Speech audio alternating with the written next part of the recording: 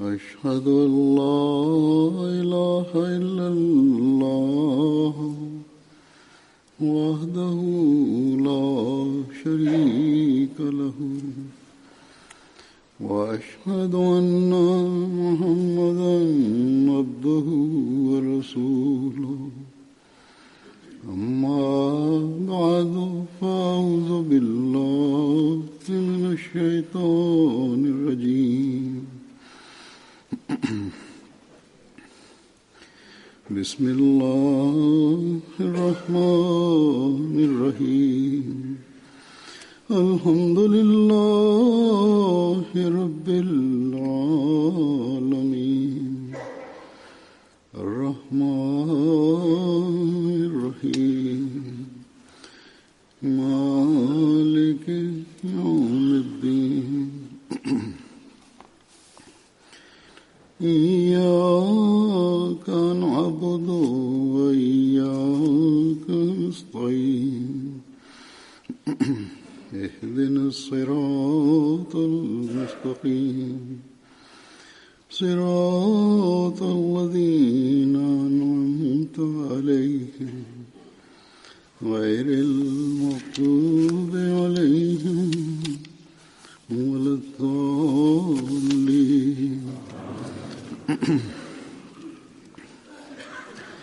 ما كان محمد أبا أحد من رجالكم ولكن رسول الله وخاتم النبيين وكان الله بكل شيء عليما.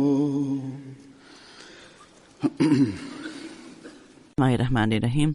Huzur kaže, prijevod ovog ajeta ovako kaže: Muhammed alejhiselam nije otac ni jednog čovjeka, ni jednog od vas, nego je on Božji poslanik i on je pečat svih poslanika Hatamun Nebin i Allah zna vrlo dobro sve stvari.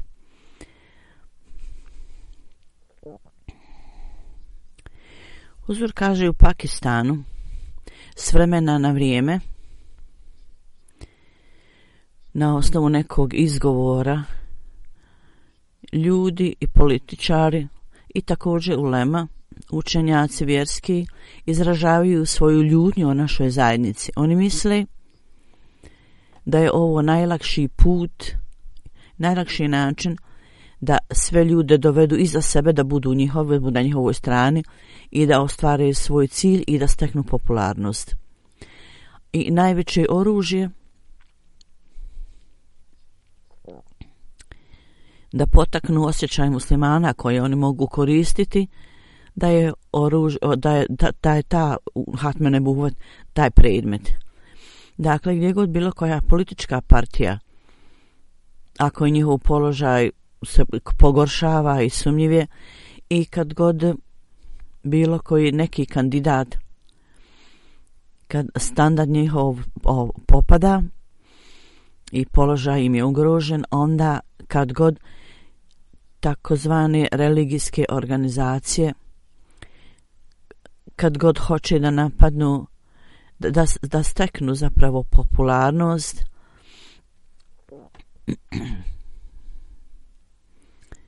ili hoće da poniže druge političare, da spuste njihov položaj ili da oslabe, oni osnuju vezu s ovim ljudima, s Ahmedijatom, i kažu kako je to nepravedno da pod uticajem stranih sila ovi ljudi, dakle, optužuju neku drugu partiju da su povezani s Ahmedija džematom, i oni tako kaže, i oni hoće pod utjecajem Ahmedijata, hoće da ih muslimane dovedu pod utjecaj stranih sila. Dok Ahmedi muslimani kažu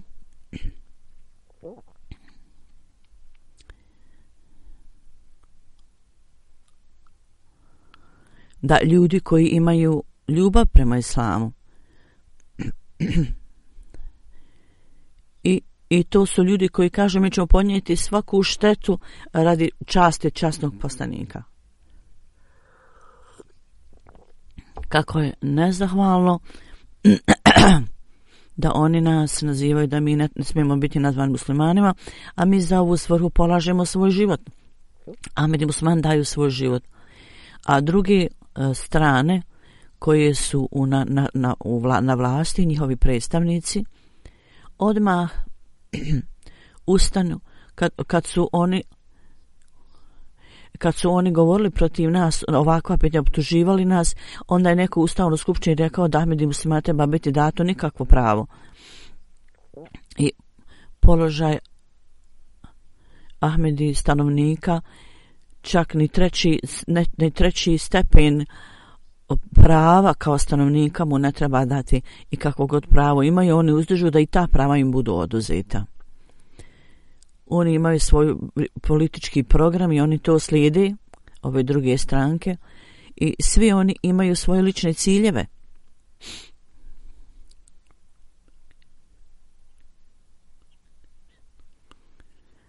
Međutim, pritiskom Ahmedi su uvijek uvučeni u ovo, jer je ovo za njih najlakši put da tako uvuku Ahmedi i muslimane u sve te stvari. Broj Ahmedi i muslimana u paru ljudi, koliko ih je, oni ljudi, zapravo izvinjam se, koji su u parlamentu i koji imaju moć, otvoreno govori protiv Ahmedi i muslimana i govore na skupštini Pakistana. Bila je promjena nekog amandmana i partija vlade i ova opoziciona partija, jedni i drugi za svoj vlastiti interes, oni iznose čitavu oluju mišljenja svojih i kritike u medijima u Pakistanu i kroz mediju. Sve su ove stvari data na znanje svima, upoznali su sve o tome, tako da nema potrebe da idemo u detalje u tome. Što se tiče Ahmedija muslimana, Huzur kaže: mi nismo tražili ni od kakve strane sile da učestvuje u promjeni od tog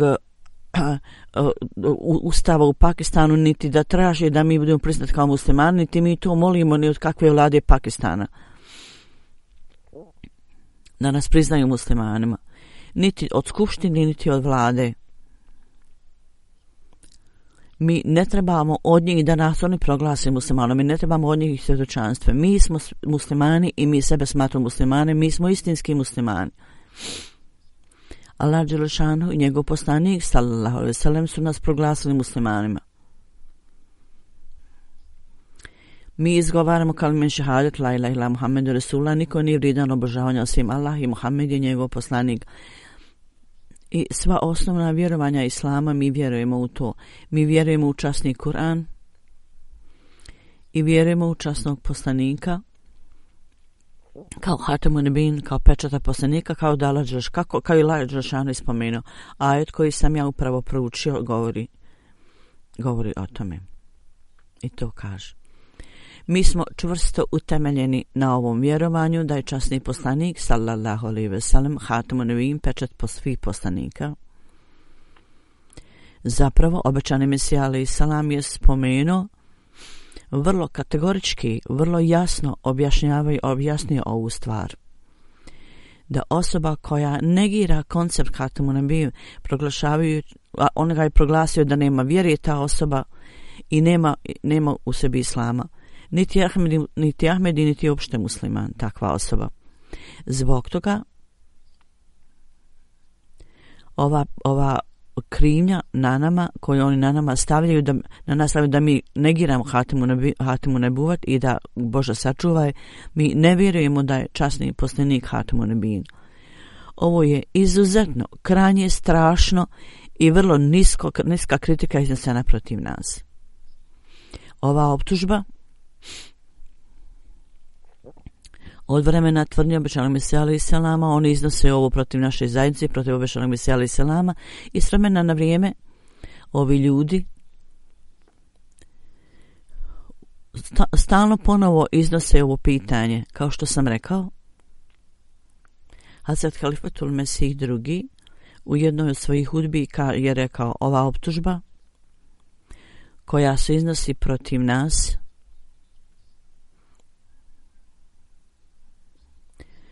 kad mi kažemo da je to potpuno lažno i netačno, kako mi možemo negirati Hatemun Nebiyin kad dok čitamo časni Kur'an? Mi učimo časni Kur'an, čvrsto vjerujemo u časni Kur'an, a časni Kur'an otvoreno proglašava časnog poslanika kao Hatemun Nebiyin. Dakle, kad mi tako kažemo, ne Ahmedi ulema, oni iznose ovu kritiku i već su sve ove stvari rekli svojim ljudima. I ovo je ista optužba koja se iznosi protiv zajednice u ovih dana, u ovo vrijeme. Zapravo, zbog uzajamnih odnosa i kontakata između drugi muslimani u drugim zemljama pod utjecajem ove takozvane uleme iz Pakistana su počeli govoriti da Bože sačuvaj Ahmedi ne vjeruju u časni Kur'an.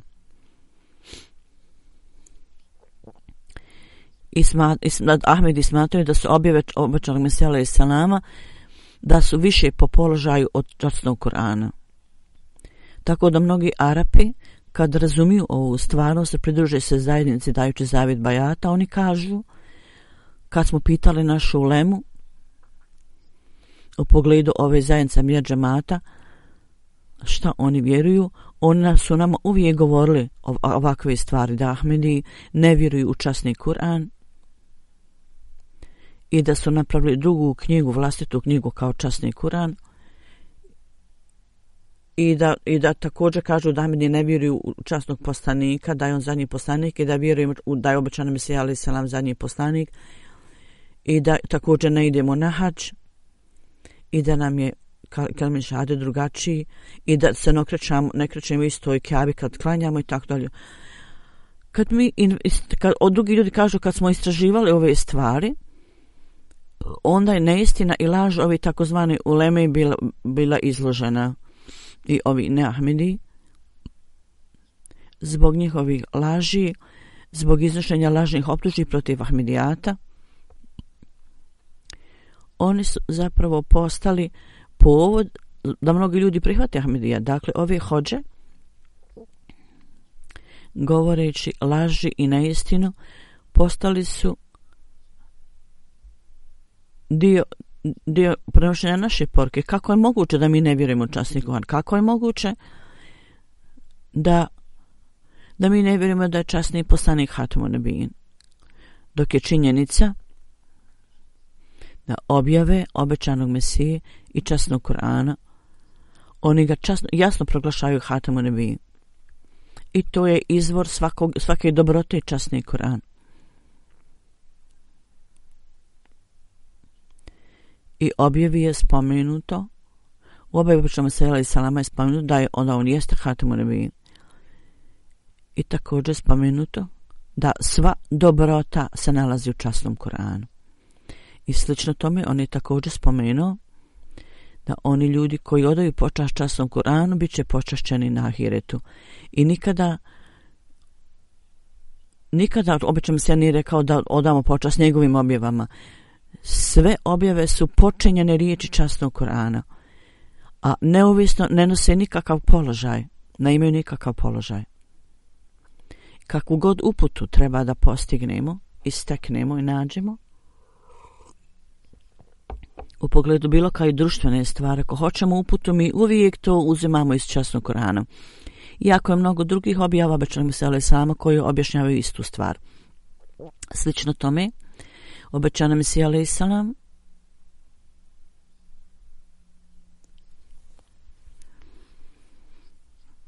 o toj stvari da je časni poslanik Hatemun Nebiyin, jako je mnogo pisanja o tome, on je naširoko pisao o tome, i također su objave i oni upotrebljavaju riječ Hatemun Nebiyin također. Allahumme salli ala Muhammedin wa ali Muhammedin Sayyidu Adam Hatemun Nebiyin. To jest, u prevodu Allah je naredio prizivajte blagoslova na časnog poslanika, znači učite salavate i na njegove potomke, i on je vođa od Adema i on je poglavica svih poslanika. I ova objava je njemu došla nekoliko puta, već nam je nekoliko prilika. Ovo je također objava. To jest u prevodu svi blagoslovi su kroz časnog poslanika i mogu se steći samo kroz časnog poslanika. I u svojoj knjizi Obećani Mesija piše da ja nisam bio član umeta časnog poslanika sallallahu alejhi ve sellem i da nisam slijedio časnog poslanika sallallahu alejhi ve sellem, onda čak da su moji postupci bili ravni planinama, najvećim planinama u svijetu, ja ne bi nikada ipak stekao takav status, ne bi imao takvu vezu sa Allahom. Jer bez poslanstva časnog poslanika, osim poslanstva časnog poslanika, sva poslanstva su se završila. Dakle, poslanstvo časnog poslanika je počinjeno poslanstvo časnog poslanika sallallahu alejhi ve sellem i sve objave su počinjene časnom Kur'anu.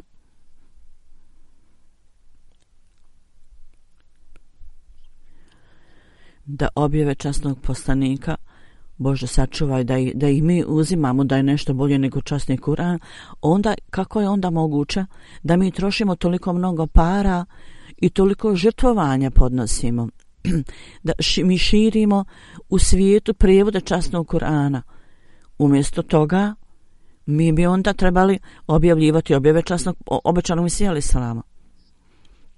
U 75 jezika Ahmedijet je objavio prijevod časnog Kur'ana i nekoliko prevoda je u pripremi, inšallah, ako Bog naš bit će uskoro objavljen. U 111 zemalja odabrani ajeti časnog Kur'ana su objavljeni na 111 jezika.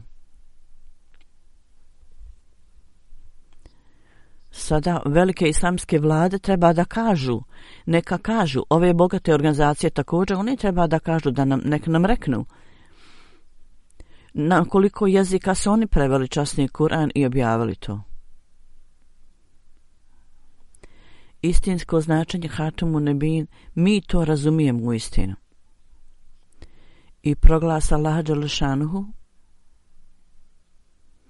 u pogledu časnog poslanika sallallahu alejhi ve sellem da je Hatamu Nebin, na njihovom vlastitom jeziku Ahmedi muslimani su objavili i napravili. I također reći da su Ahmedi, Bože sačuvaj, negiraju koncept Hatamu Nebuvan je stvar ogromna laž i obećani Mesija alejhi selam nam je dao ispravno razumijevanje, istinsko shvatanje Hatamu Nebuvata. Ovi ljudi ne mogu približiti se ni jednom hiljaditnini toga kako Ahmedi muslimani vjeruju. Ovi ljudi koji tvrde da nose barjak časnog poslanika ne mogu doći ni blizu tog razumijevanja. Obećani Mesija kaže, je li moguće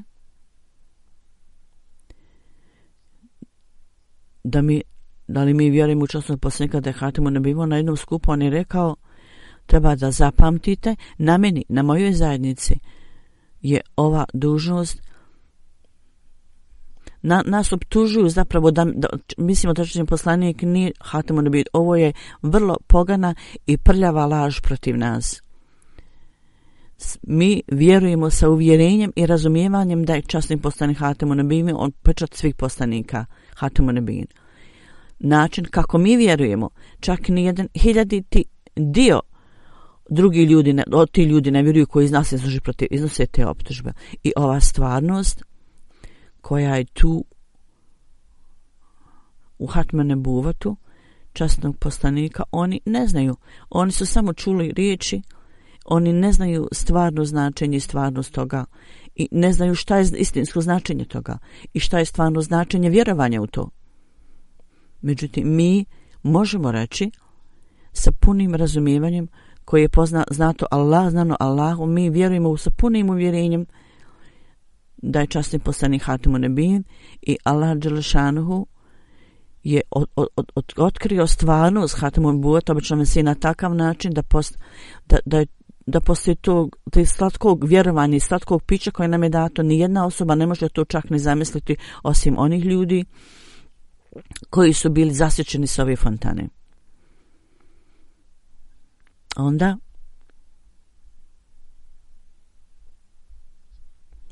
objašnjavajući stvarnost Hatme Nebuvata, obećan Mesija alejhi selam kaže da Allah dželle šanuhu nam je dao onog poslanika koji je Hatamul Mu'minin, Hatamul Arifin i Hatamul Nebijin. I slično tome knjiga koja je njemu objavljena je kombinacija svih knjiga Hatemul Kutub i časni poslanik koji je Hatemun Nebijin. Njegovo poslanstvo je došlo do vrhunca i nije se završilo na takav način kao da je udavljeno i kao neko za koje je odlučno bilo da umre. To nije onda čast. Časni poslanik sallallahu alejhi ve sellem, krajnost poslanstva sa njim je zapravo da sve izvanrednosti poslanstva su došle do svoje najviše tačke, do svog vrhunca, krajnjeg vrhunca. I sve izvanrednosti koje su raštrkane od Isa ibn Merima, nekima su date jedne stvari, nekima drugi. Svi ti visoki položaji su stavljeni u osobi časnog poslanika. On je posjedovao sve te odlike. I kao rezultat toga prirodno on je bio proglašen Hatemun Nebijin. I sva učenja i izjave i tvrdnje i tačke religije koji su spomenule prethodne knjige došli su do svog vrhunca i kraja u časnom Kuranu i časni Kuran je proglašen kao Hatemul Kutub. I ovo je stvarnost koju smo mi poučeni.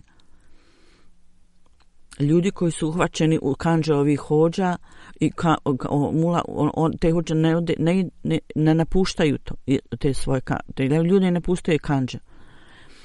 I ovi hođe su učinile vjeru svojim poslom, biznisom i ne mogu napredovati u vjerskom pogledu duhovnom. Značenje Hatemun Nebijin u jednoj prilici obećana Mesija objašnjavajući to kaže: u pogledu Hatem Nubuvata ja želim ponovo da kažem. Najveće značenje Hatemun Nebijin je da su sve stvari od vremena Adama do časnog poslanika su došli do svog klimaksa. Ovo je vrlo jasno i lako da razumije ovo značenje. Druga stvar je da su izvanrednosti svih duhovnih izvanrednosti došle do svog vrhunca u osobi časnog poslanika. Ovo je apsolutno istina. Da časni Kur'an je upotpunio one stvari, usavršio one stvari i učinio ih savršenim sve stvari. Razne stvari koje su dali drugim poslanicima nisu date u potpunosti i sva ova učenja su dovedena do najviše tačke i vrhunca. I onda je takva objava data časnom poslaniku. Njegovo poslanstvo je došlo do tog najvišeg vrhunca, do te tačke najviše. I časni Kur'an je objavljen časnom poslaniku koji je upotpunio sve prethodne knjige. Allah kaže, to jest, Islam je postao manifestacija toga. I nema potrebe da diskutujemo druge stvari. Principi su vrlo jasni i oni su dobro utemeljeni i stvarnost je tu. I on je rekao, upuštati se u ovakve stvari nije dobro za muslimane, nego zapravo da vjerujemo u ove stvarnosti i ako neko to kritikuje, mi treba da ih ušutkamo objašnjavajući ovo. I možemo reći, prvo dajte dokaz ovim stvarima koje vi vjerujete. On je rekao, pečat poslanstva jedan je od najvećih znakova poslanstva časnog poslanika, da je on konačni poslanik.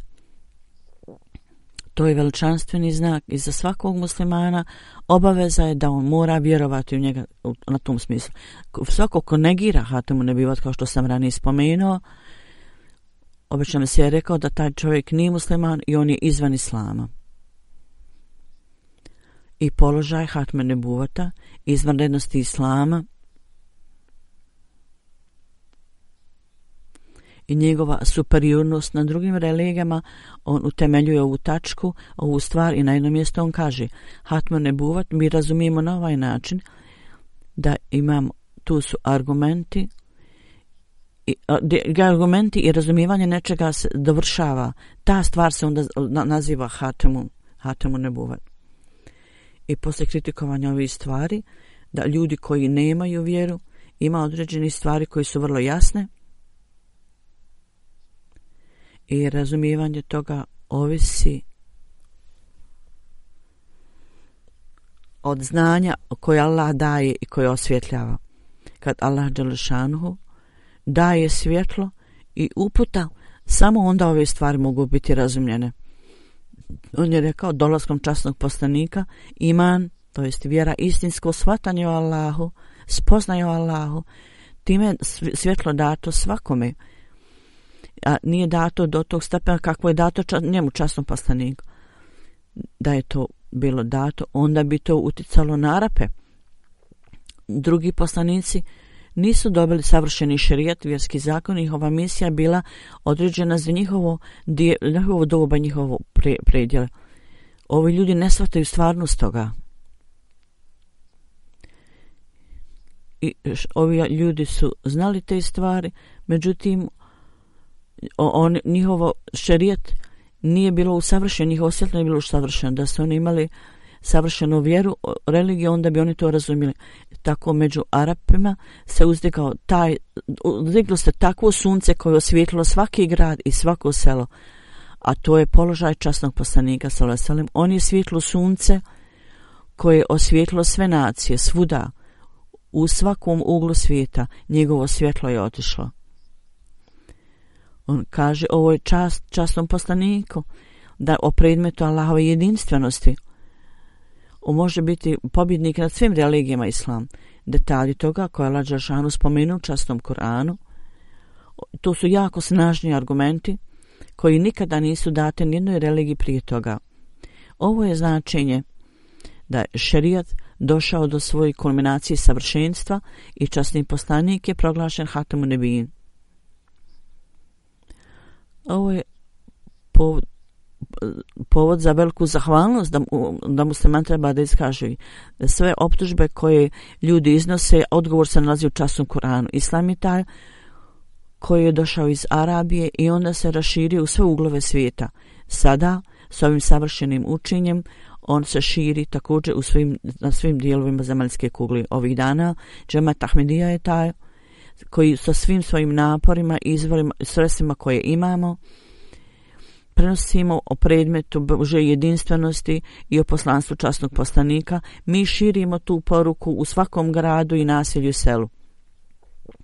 Oni ljudi koji zaista razumiju istinski koncept Hatamun Nebuvat i o šerijatu koji je njemu objavljen, obećani Mesija je taj koji nas obavijestio u visokom položaju, drugi nas obavijestio u visokom položaju časnog poslanika.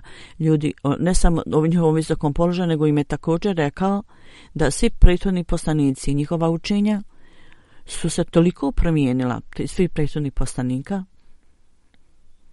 da to jasno ne ukazuju na položaj više uzvišeni tih svojih poslanika.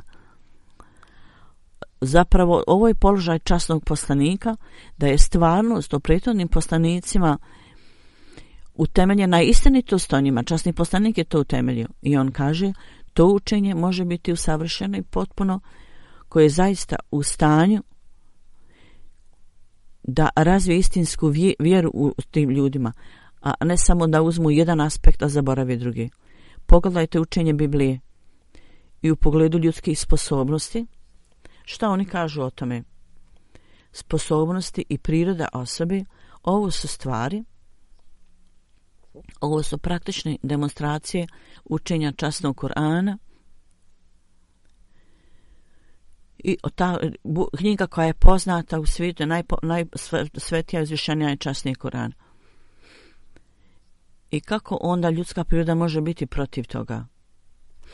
Uputa koju Al Dželešanu objavio u formi časnog Kur'ana, poznata je Kitabullah, knjiga Allahova, i prirodno stanje ne može biti protiv Allahove knjige. Zato on je rekao što priroda ljudskih bića i stanje sposobnosti ljudskih bića, to je u stvari praktična knjiga Allahova. I šerijat je napisana knjiga Božja. Slično tome, on kaže da časni poslanik nije došao, onda moral prethodnih poslanika, njihova uputa i čuda i njihove duhovne moći, ljudi protiv toga iznijeli mnogo optužbi. Međutim, časni poslanik on svojom pojavom, oni sve te ljude proglasio istinitim i temeljio istinitost o njima. Zbog toga znakovi koje on pokazao svijetle kao svjetlo sunce. Njegovo poslanstvo, kritikovati njegovo poslanstvo, iznositi optužbe je samo kao da, kad je sunce na nebu i svijetli, a onda ipak neko kaže noć je. Ja ponovo kažem, druge religije bi bile ostale bi u mraku da časni poslanik nije došao. Vjera bi bila uništena i nebo bi bilo uništeno Allahovom srdžbom. Religija Islama je svjetla kao sunce i izvodi ljude iz mraka na svjetlo. Kad čitate Tevrat, vi ne nalazite takve istinitosti. Kad čitate Novi Testament, tamo nema spominjanja Allahove jedinstvenosti. Sve ove stvari jesu od Boga, međutim, kakvo svjetlo možete naći iz ovih knjiga? Stvarno svjetlo koji se traži za spas je Islam. Pogledajte na Allahovu jedinstvenost, gdje god pogledate. Izgleda kao svjetla sablja i vrlo jasni argumenti su prisutni. Svi aspekti islamskog učenja su jasni i nešto više od toga je nemoguće. To je to shvatanje o Božoj jedinstvenosti koje obično se objasnio nama Allah. Sada u ovo vrijeme ulema uzajamno jedan protiv drugog iznose optužbe, međutim nemaju hrabrosti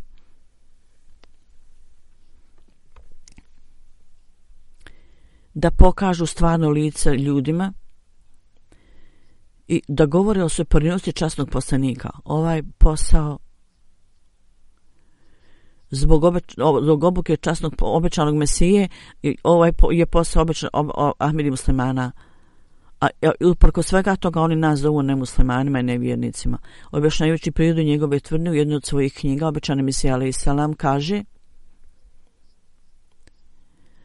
može li ta osoba biti lažov koja tvrdi da je od Boga i može li on imati vjeru u časni Kur'an i je li da nema vjeru u časni Kur'an, je li to osoba koja vjeruje u časni Kur'an i da li on vjeruje u Hatamun Nebin, vjeruje da je to Allahova riječ? Može li taj reći ja sam poslanik i vjerovjesnik poslije časnog poslanika? Ljudi istinoljubivi treba da razmisle. Ja nikada nigdje nisam nikada tako nešto rekao, nisam nikada da sam neovisni poslanik. Upotrebljavati takve riječi na općenit način i koristiti riječi na općenit način, to ne pokazuje da je neko nevjernik ili kafir. Ja sam samo rekao da ne volim, ne dopada mi se da muslimani su zavedeni koji iznose takve optužbe, ali ja te riječi i odluke primam od Allaha. Kad god je spomenuta riječ o nebuvatu i poslaniku, Allah ga je nazvao tim imenom, vi ne možete to sakriti. Ja ponavljajući kažem međutim da poslanik i vjerovjesnik nije upotrebljen u pogledu mene u istinskom značenju, u tom kako vi razumijete. Ja to proglašavam pred svim ljudima da časni poslanik sallallahu alejhi ve sellem je Hatamun Nebija, Hatamul Enbija, i ne može biti poslanika poslije njega. Nijedan poslanik neće doći, niti stari, niti novi. I kogod kaže dakle neki drugi poslanik, samo iz njegovog umeta može neko doći kao podčinjeni njemu. Obećana Mesija dalje kaže, Huzur kaže zapravo, ukratko, vjera je da bilo ko u istinskom smislu, ako tvrdi da je poslanik, i da ga to odvede dalje od blagoslova časnog poslanika, i ako on odvojeno od te fontane, od tog izvora, i kaže da je Božji poslanik, on je onda varalica i bez vjere. I ta osoba onda treba imati novi kelime šehadet i on treba da izumi novi način ibadeta i obožavanja, i onda je ta osoba brat lažova. I kako takva osoba onda može biti nazvana vjernikom u časnom Kuranu? Tako u početnosti časnom poslaniku osoba koja slijedi časnog poslanika, on može dobiti takvu čast, a niko drugi koji je izvan počinjenosti časnom poslaniku i bez njegovog nije u njegovom sledbeništvu. Onda je kaže, mi smo muslimani i u knjizi Allahovu i časnom Kur'anu mi čvrsto vjerujemo u časni Kur'an i također vjerujemo da je učitelj Muhammed sallallahu alejhi ve sellem je bio Božji poslanik i njegov vjerovjesnik. I isto tako da je on došao sa najboljom religijom i također vjerujemo da je časni poslanik sallallahu alejhi ve sellem i Hatamun Anbiya i da poslije toga nema poslanika osim onog koji je obučen učenjem časnog poslanika sallallahu alejhi ve sellem, kao što je obećan Mesija alejhi selam bio. Njegov dolazak je u skladu sa predskazanjem časnog poslanika i Allah dželešanhu daje svoje blagoslove onima koji pošalje i oni koji su bliži Allahu i njima daju ponašanje i vladanje poslanika, ali nisu takvi poslanici i časni poslanik je rekao o svim zahtjevima šerijata i ovim ljudima je dato razumijevanje časnog Kur'ana, međutim oni nisu u stanju, ovi ljudi drugi nisu u stanju i oni uzimaju i vade iz sječke časnog Kur'ana neovisno. Svako ko to radi, on je lažo i loš čovjek koji izvadi iz konteksta. Realno Hatamun znači da je časni poslanik najviši od svih poslanika i sve izvanrednosti poslanstva su došle do svog vrhunca, do svog klimaksa. Poslije časnog poslanika sallallahu alejhi ve sellem samo ona osoba može biti dat položaj poslanika koji je od ummeta časnog poslanika sallallahu alejhi ve sellem. I on je istinski sledbenik časnog poslanika. I svi blagoslovi koji on imao su iz blagoslova časnog poslanika od njegove duhovnosti. I on je blagoslov i osvjetljen svjetlom časnog poslanika. Nema nikakve koncepta da je on drugačiji i da je on njegovo poslanstvo odvojeno i da je njegov položaj nešto iznenađujuće za druge. Baš kao kad nešto vidimo u ogledalu, ono što je pokazano u ogledalu onda je to odraz lika, a ne odvojen od lika. Tako časni poslanik, obećan Mesija je bio izgubljen potpuno u časnom poslaniku i to je stvarnost i on je predan bio svojoj ljubavi u časnom poslaniku i kao da je živio u njegovom odjelu. I zbog blagoslova časnog poslanika njegova osoba je dobila takav visok položaj. I moje biće je također dokaz toga. Jer takvi ljudi, ovi koji vide na takav način, ovi koji su potpuno izgubljeni ljubav prema časnom poslaniku i oni ne zagovaraju ništa protiv toga, zagovarati nešto protiv toga je potpuno nepošteno. Jer ovo je dokaz činjenice da on nije bio da su časni poslanikovi blagoslovi se nisu završili i nisu dokrajčeni. I spomenuto, jedan od ljudi su spomenuli, zapravo spomenuo Allah da časni poslanik nije otac nijednog od vas, ali on otac svakoga od vas koji nadilazi u duhovnosti. I samo ona osoba može zagovarati pred Allahom koji ima odraz pečata časnog poslanika i postupa u njegovoj počinjenosti. Sada nikakav blagoslov se ne može postići bez proglašavanja poslanstva časnog poslanika i nikakav postupak neće biti prihvaćen od te osobe, od Allaha dželešanhu, koja to ne proglašava. Osoba koja se odvoji i osoba koja ne slijedi njegov put je kao osoba potpuno uništena. I bez njih nijedna knjiga ne može otkazati, niko ne može otkazati nadbe koje on njemu datu u časnom Kur'anu i to može iko promijeniti.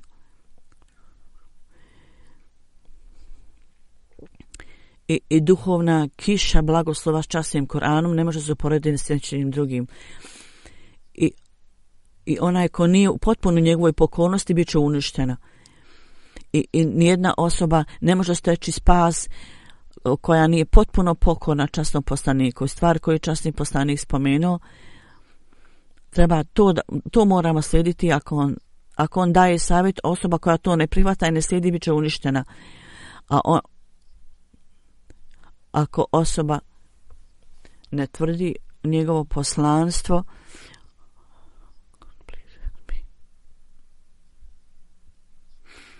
i časni Kur'an je konačna knjiga šerijata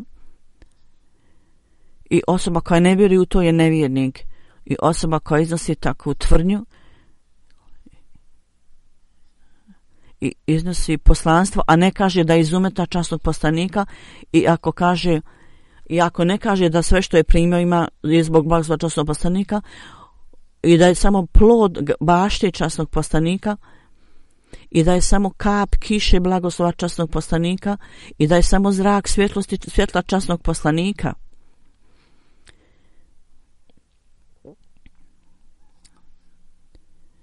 Takva osoba koja tako ne tvrdi, onda će Allahova prokletstvo biti na takvoj osobi. I on kaže, značenje ovoga je, da treba da razumijete to, je da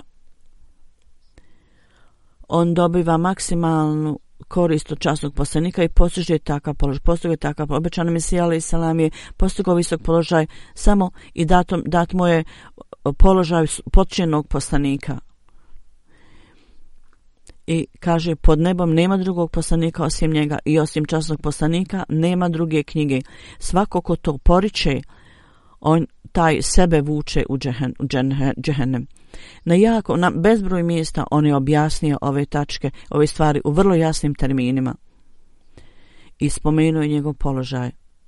I on je rekao, musliman treba da slijedi svoju religiju i da su istinski sljedbenici časnog poslanika. Kakva je bila potreba za moj dolazak onda? Da on istinski to slijedi. Oni kažu da mi vadimo tumačenje Hatimu Nebuvata iz svojih nekih definicija. Međutim, slično tome časni poslanik izvanrednosti poslanstva su dostigla svoju kulminaciju, vrhunac. I da se njegovo poslanstvo završilo silom i da islamu neće biti data prednost nad drugim vjerama, drugima nije data razumijevanje stvarnosti tih stvari.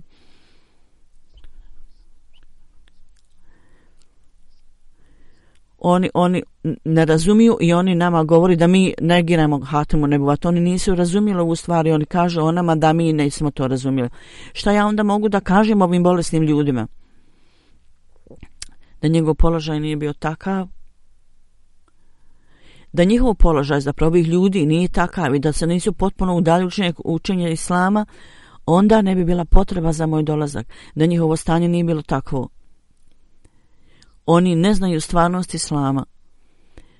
Jer da su znali kakva je bila potreba onda za moj dolazak i da je njihova superiornost bila ispravna i kako treba, kakva je bila potreba za mene i za moj dolazak, obično Mesija kaže. Stanje ovih ljudi je postalo vrlo slabo i oni su potpuno neupoznati u stvarnosti poslanstva. Tako da nema za njih drugog načina da oni negiraju i da poriču ljude koji su potpuno utemeljeni u istini. Oni koji imaju čvrsto vjerujem časnog poslanika, osim da oni postanu neprijatelji tih ljudi, za njih nema drugog načina. I oni su neprijatelji obećanog Mesija alejhi selama. Onda to neprijateljstvo čini tu osobu nevjernicima.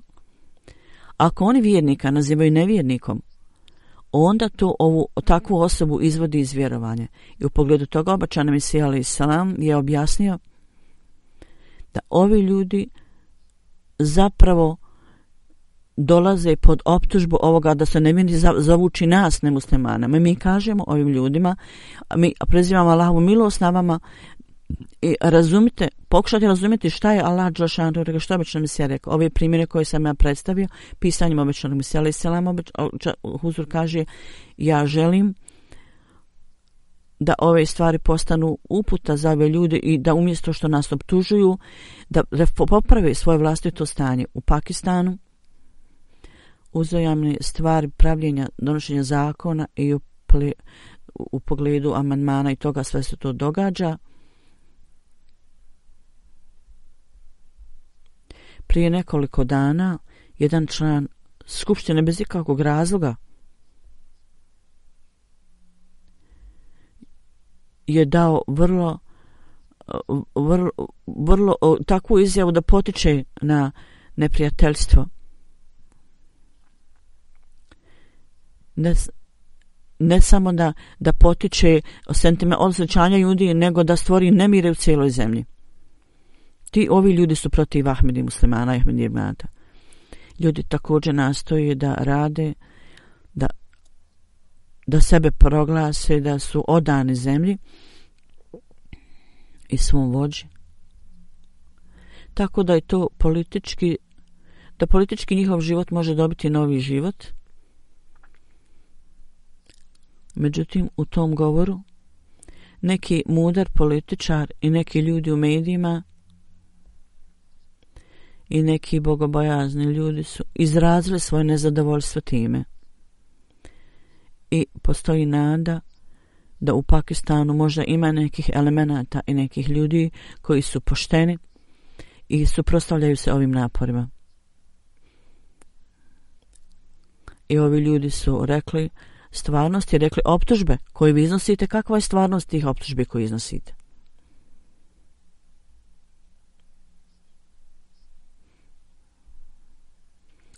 Jedan član parlamenta je rekao, naša čast nam to ne dozvoljava. Na jednom univerzitetu oni su bili protiv toga da se tomu univerzitetu ime Abdul Salam, oni su rekli ne, to je protiv, on je bio kafir, on je bio protiv Hatemu Nebuvata. Osoba koja je dala ovakvo ime, iznijela ovakvu optužbu, on je bio član njegove vlastite partije, bio je glavni ministar i također je bio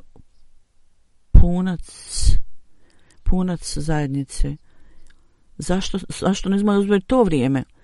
Sada on samo iznosi ove stvari jer njegova partija je bila optužena i da se sačuvaju oni sada govore sve ove stvari protiv Ahmedi muslimana. Što se tiče Ahmedi muslimana, mi se ne brinemo puno jel dato ime to univerzitet ili ne. Doktor Abdul Salam rahmetli i njegova djeca također su vrlo bliska Ahmedijatu.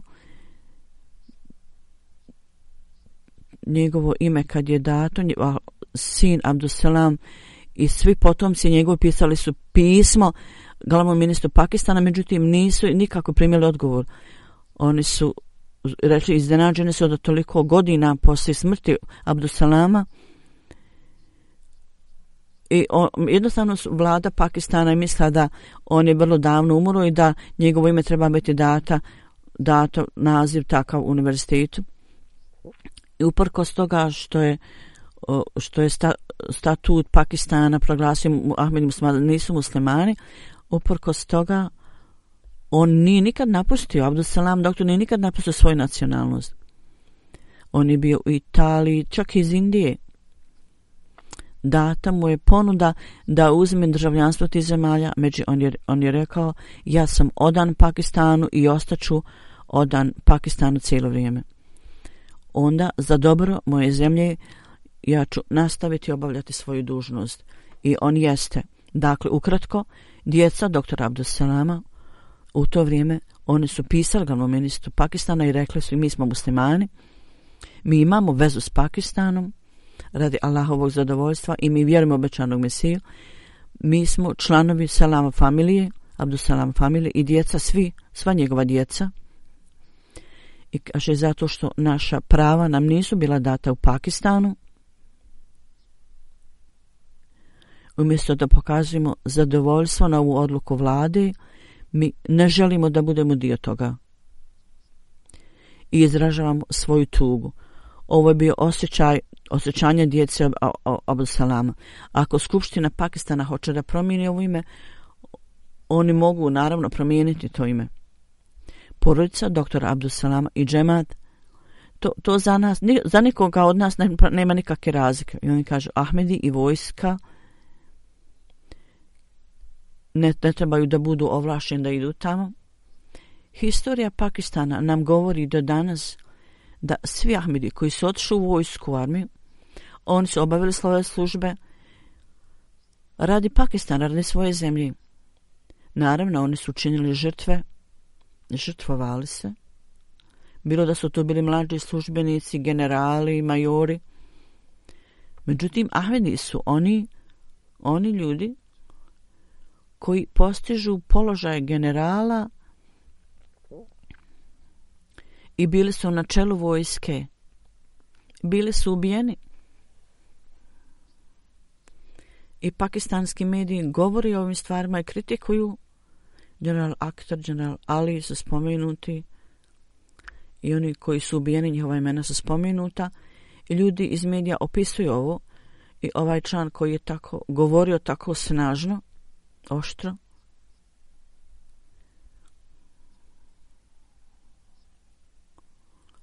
onda je postao zet glavnog ministra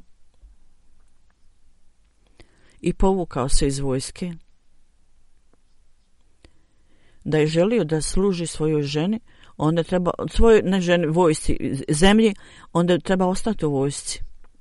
Slično tome, oni optužuju Ahmedi da ne služe zemlji, ne služe u službama zemlje. Međutim, ja sa potpunom sigurnošću mogu da kažem, Huzur kaže da danas Pakistan i Ahmedi su ti koji stvarno vjeruju i imaju ljubav prema zemlji, jer je ljubav prema zemlji dio svoje vjere i žrtvuju svoj imetak i sve radi zemlje, ne radi nikakvih političkih ciljeva. Oni to ne čini radi toga. Radi religije. Mi smo ljudi koji polažemo svoje živote, dajemo svoje živote. Međutim, mi ne postižemo nikakve, ni tam je cilj da postižemo nekakve svjetovne ciljeve. Mi vjerujemo da je časni poslanik Hatimun Nebin. Mi čvrsto vjerujemo u njega u tom smislu da je Hatimun Nebin i mi vjerujemo to iz dubine svoga srca. I radi njegove časti i poštovanja mi smo spremni da dademo sve vrste žrtava i mi dajemo žrtve i nastavljamo davati žrtve. Ovo je dužnost svakog Pakistana i Ahmedi muslimana.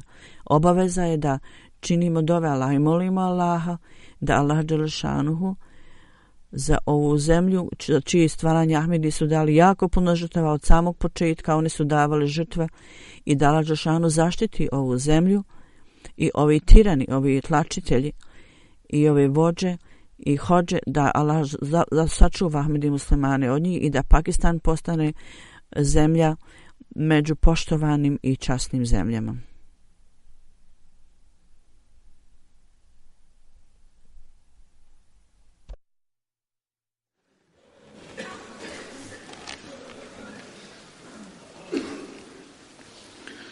Alhamdulillah, nahmaduhu wa nasta'inuhu wa nastaghfiruhu wa nu'minu bihi wa natawakkalu alayhi wa na'udhu billahi min shururi anfusina wa min sayyiati a'malina.